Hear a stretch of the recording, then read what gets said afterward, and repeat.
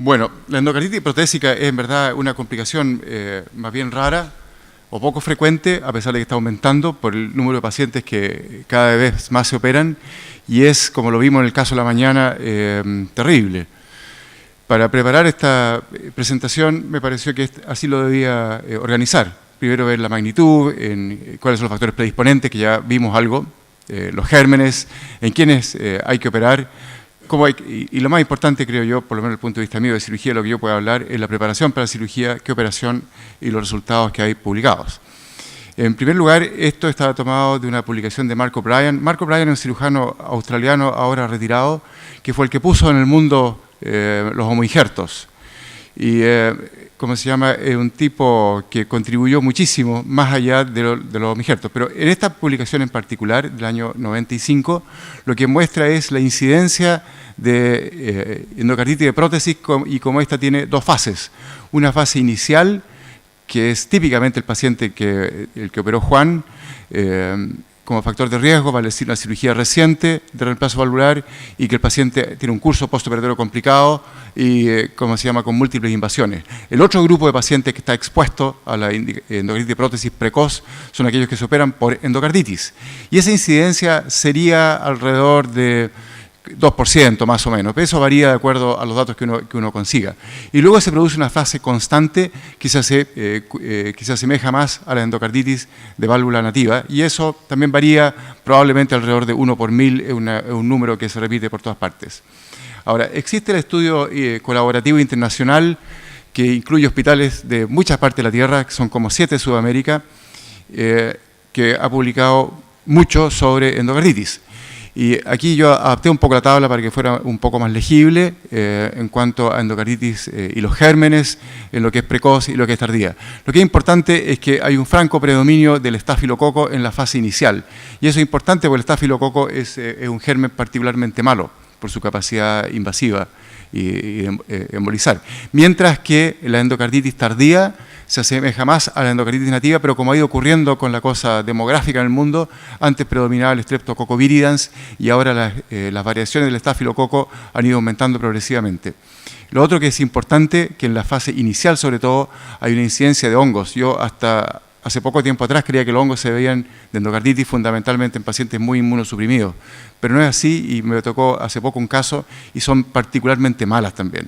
Este tipo, Habib, está por todos lados, con Tribuiloy. Esto parece que se han dedicado ellos al estudio de la endocarditis. Las guías están hechas por ellos, o es el personaje principal, el actor principal. Cualquier cosa que uno vea con endocarditis, y si está metido Habib y Tribuiloy, que son de Francia, uno tiene que asumir que es un tremendo estudio. Y lo que en este estudio mostraron es, si bien es cierto, son pocos los casos, en la línea roja abajo, es sobrevida. Pacientes con estafilococo, cualquiera que sea el tratamiento que reciban, sea con cirugía, sea con tratamiento médico, en general el pronóstico es mucho más malo versus cualquier otro germen.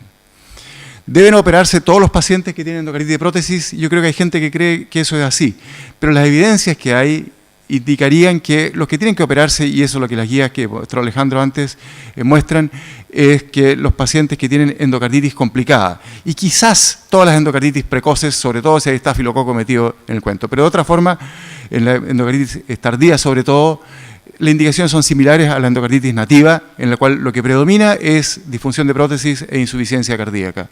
La infección persistente aislada yo creo que es excepcional, y las vegetaciones aisladas como indicación quirúrgica también son excepcionales. Esta diapositiva también está tomado de Habib en una revisión que hizo en el año 2009 y confirma lo anterior.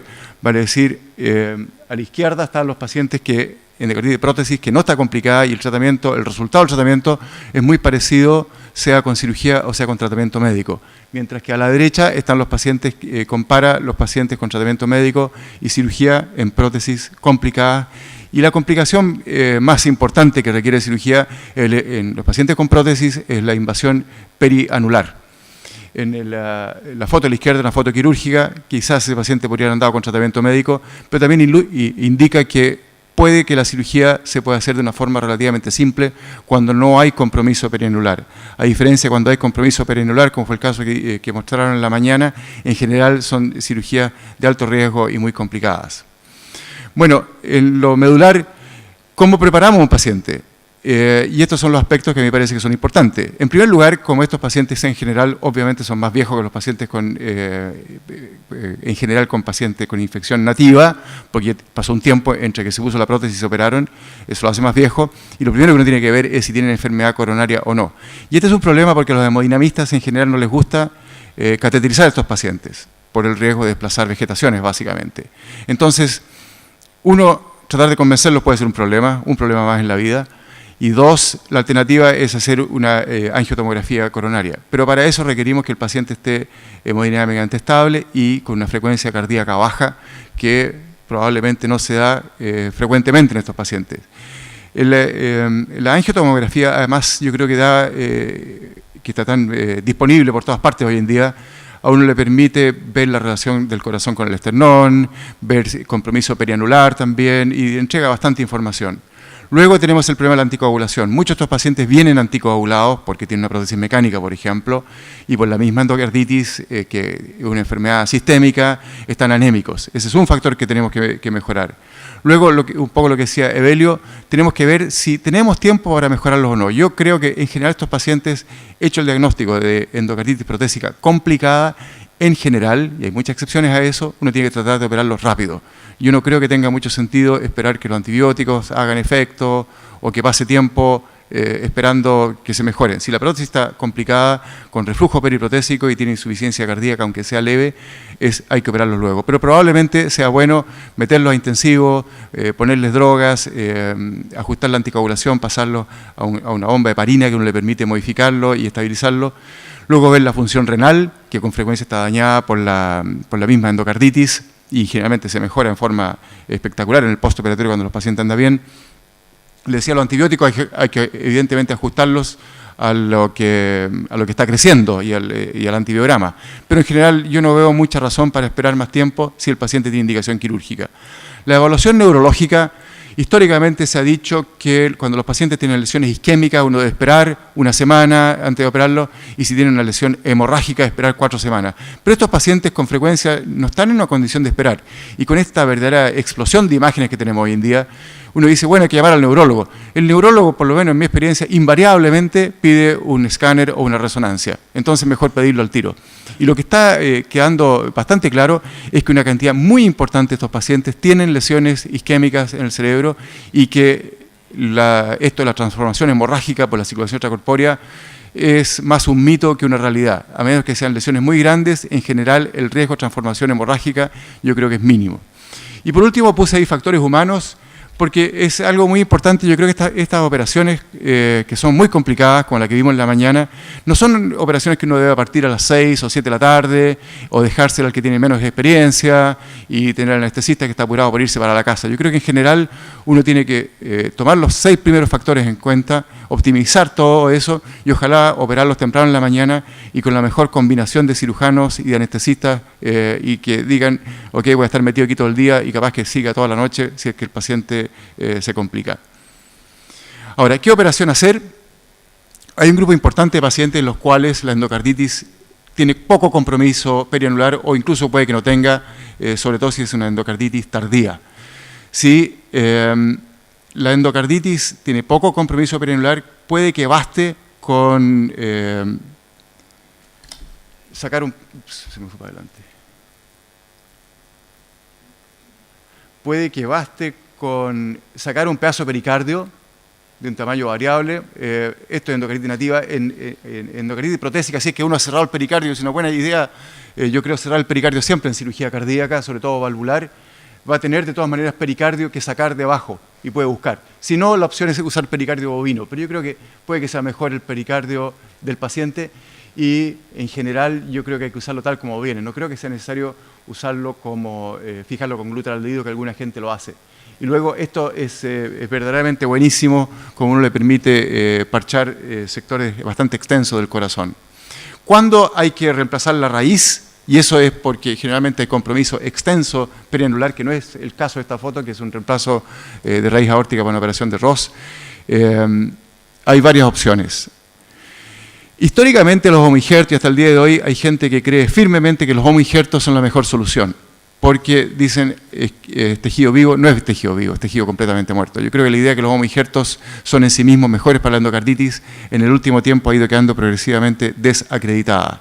Las opciones son lo que se llama la prótesis stentless, que es una raíz aórtica. Estas válvulas o prótesis aparecieron a fines de la década del 80, a fines de la década del 90, a principios de la década del 90 del siglo pasado, cuando los homoinjertos se creía que iban a durar mucho. Y esto apareció como una alternativa frente a la ausencia en algunos países y en muchos lugares de una disponibilidad suficiente de homoinjertos. Y la otra alternativa es usar un tubo valvulado, sea con una válvula mecánica, como vienen hechos, o construir un tubo valvulado en la misma operación con una prótesis biológica. Ahora, los homoinjertos estuvieron muy de moda en fin del siglo pasado. Se pensaba que iban a durar más y se pensaba que eran mejor para la infección. El tema de la durabilidad, y esta publicación también es de Brisbane, del servicio donde estaba Mark O'Brien. Ustedes se fijan abajo, son cerca de 800 casos. Y el problema está en que la durabilidad ha sido semejante al de las prótesis biológicas. Eso está quedando más o menos claro hoy en día, sobre todo en pacientes jóvenes. De manera que eso hace que hoy en día, por lo menos, el uso de homoinjerto haya bajado hasta hacerse lo mínimo, y alguna gente lo sigue, como les decía antes, creyendo que son muy importantes para los casos de endocarditis. El problema es, y esto puede que cambie, en la medida que hay gente que está probando descelularización y preservar el estroma y eliminar el endotelio, puede que el uso de los homoinjertos se reactive a medida que el tiempo avanza. Pero el problema está en que las reoperaciones de homoinjertos pueden ser extraordinariamente complejas y nadie quiere tener una operación compleja. Este es el caso de un hombre de 35 años a quien yo 12 años antes le había puesto un homoinjerto, creo que por endocarditis, y cuando uno ve esto ya sabe que la cosa va mal. Y en el escáner se ve esta gran calcificación, que es una calcificación mucho peor que las raíces aórticas nativas, porque se adhiere intensamente y hay que buscar un plano para hacer una endarterectomía. Yo creo que esas son las dos cosas que han hecho que el uso de homoinjerto hoy en día haya disminuido en forma considerable. Uno es que su durabilidad no parece ser mejor que las prótesis convencionales biológicas, que ya es un problema en gente joven, y dos, que las reoperaciones pueden ser extraordinariamente complejas.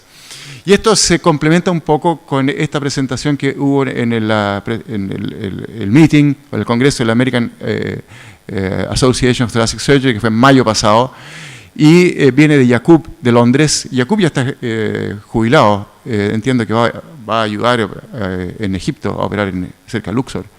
Pero Yacoub hizo unas tremendas contribuciones a la cirugía cardíaca. Una de ellas fue implementar este estudio prospectivo en que compararon el uso de homoinjertos preservados a 4 grados, que lo que hacían ellos, vale decir, sacaban las válvulas con frecuencia de receptores de corazón en los cuales se había hecho un trasplante, y compararlos con la prótesis de Medtronic, de stentless, que es la única que queda en el mercado hoy en día. Y hicieron un estudio prospectivo a 20 años. En los primeros 10 años mostraron que la sobrevida era igual y no había prácticamente diferencias. Pero ahora, sorprendentemente, sacaron esto a 20 años, que solamente está el resumen disponible en la página web del Congreso, y muestra que los pacientes con prótesis stentless tienen una sobrevida mejor que los pacientes con homoinjerto y la necesidad de reoperación es considerablemente menor. De manera que, y también las válvulas stentless han pasado por alza y baja. En este momento diría que relativamente baja. A lo mejor con esto se reactiva. Más aún, Edwards y St. Jude retiraron sus válvulas stentless del mercado y solo queda la de Medtronic, lo cual es un problema porque es un solo proveedor y tiene toda esa cosa del monopolio asociada. Pero estas prótesis stentless tienen algunas ventajas respecto a los homoinjertos. Uno es que al estar fabricadas comercialmente están todos los tamaños normalmente disponibles. No en el último tiempo, que no sé por qué Medtronic ha tenido problemas de abastecimiento de las grandes, que son las que más uno necesita, porque la principal indicación son pacientes con aneurisma de raíz que no tienen válvulas preservables. Pero una ventaja entonces debería ser su disponibilidad. Dos, es que es menos compleja, yo no diría que más fácil, diría que menos complejo el reemplazo de raíz aórtica con una stentless que con un homoinjerto, porque tiene ese borde de género abajo que hace más fácil la sutura. Y la otra cosa es que me ha tocado reoperar muy pocas de estas, pero se calcifican quizás un poco menos, pero no se achican. El homoinjerto por alguna razón se achica en el largo plazo y luego al tener esta cubierta de género en la base, hace que haya un plano que le permite a uno poner una prótesis convencional en la reoperación. Bueno, en cuanto a resultados operatorios, aquí les voy a mostrar 3 tablas. Esta está tomada de la Cleveland Clinic. en que a la derecha están las prótesis, y ustedes se fijan, la mortalidad es más o menos 2 veces o 3 veces que el reemplazo valvular aórtico por una endocarditis nativa. Esto es de Tyrone David, que todos lo conocemos, de Canadá, en que vemos la mortalidad también en reemplazo, reoperación, prótesis valvular, 18% versus 8% para prótesis nativa, perdón, para endocarditis nativa. Y esto es más marcado, como se ve en la parte inferior, para los pacientes que tienen endocarditis protésica precoz. De manera que, de alguna forma, indica lo bien que lo hicieron acá con ese caso, Juan, de ustedes. Y por último, esta última gráfico o tabla es de Leipzig, pero está concentrado en pacientes que tienen abscesos perianulares. Y aquí fíjense cómo los resultados son francamente más malos. Vale decir, los pacientes con endocarditis de prótesis, la línea más abajo, tienen una mortalidad de 35%, y múltiples otras complicaciones, reoperación por sangramiento un poco más de 20%, lo cual significa que prácticamente todos estos pacientes están sangrando en el postoperatorio, con todo lo que eso trae de inestabilidad y de preocupación. Implante de marcapaso 20%. Una palabra respecto de una endocarditis que es particularmente grave, que es cuando se dan válvula nativa, pero más en prótesis, es cuando los pacientes tienen reemplazo de 2 prótesis antiguas, y eso, la infección compromete la continuidad mitroaórtica. Esto es lo que se llama operación comando o hemicomando, en lo cual se puede hacer con omigerto, con prótesis nativa, pero hay que reconstruir la continuidad mitroaórtica, como se ve en el mono abajo. Son operaciones, gracias a Dios, bastante raras, que en general se concentran en centros de alta referencia, como Leipzig o Cleveland Clinic.